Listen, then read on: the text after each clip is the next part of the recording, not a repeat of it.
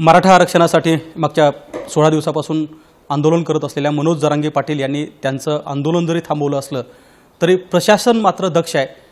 कालपासून बीड जिल्ह्याच्या सीमावर्ती नाकाबंदी सुरू आहे। बीडच्या रास्ता रोकोच्या प्रकरणामध्ये बीड पोलिसांनी मनोज जरांगे पाटील यांच्यावरही गुन्हा दाखल केला आहे। काय नेमकं ही सगळी प्रक्रिया आहे? माझ्यासोबत बीडचे एसपी नंदकुमार ठाकूर साहेब आहेत। ठाकूर साहेब, पहिल्यांदा मला सांगा की आतापर्यंत मनोज जरांगे पाटील हे मागच्या अनेक दिवसापासून आंदोलन करतायत, ते लोकांना सांगतायत, पण बीडमध्ये 2 गुन्हे दाखल झाले आहेत। कालचं जे डेव्हलपमेंट होती त्या डेव्हलपमेंटच्या अनुषंगाने आम्ही बंदोबस्त लावलेला होता। ठिकठिकाणी आपण नाकाबंदी पॉईंट्स जे जालन्यामध्ये काही उद्रेक होऊ नये या दृष्टीने लावलेला होता। यापूर्वी देखील बीडमध्ये मोठ्या प्रमाणात घटना घडलेल्या होत्या, त्यामुळे बीड पोलीस दल हे सतर्क होतच। आणि यापूर्वी देखील जे आता परवाचे जे आंदोलनं झाले त्यामध्ये देखील रास्ता रोकोचे जे आंदोलनं झाले त्यामध्ये आपण एकूण 22 गुन्हे याच्यामध्ये नोंद केलेले आहेत। आणि याच्यामध्ये जी लीगल प्रक्रिया आहे त्या लीगल प्रक्रियेप्रमाणे आपण त्याच्यामध्ये कारवाई करणार आहोत। पण मनोज जरांगे पाटील यांच्यावरती कुठला गुन्हा दाखल? जे रास्ता रोकोचं आंदोलन जे झालेलं आहे म्हणजे शिरूर आणि शिरूर कासार पोलीस स्टेशन आणि अंमळनेर या 2 ठिकाणी जे रास्ता रोको आंदोलन झालं त्यामध्ये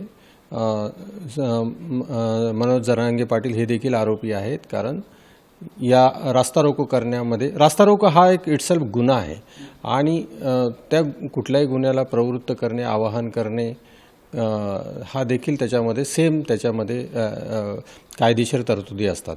त्यामुळे त्यांना देखील आम्ही याच्यामध्ये आरोपी केलेला आहे। सर, पण बीड जिल्ह्याच्या सीमावरती नाकाबंदी सुरू आहे।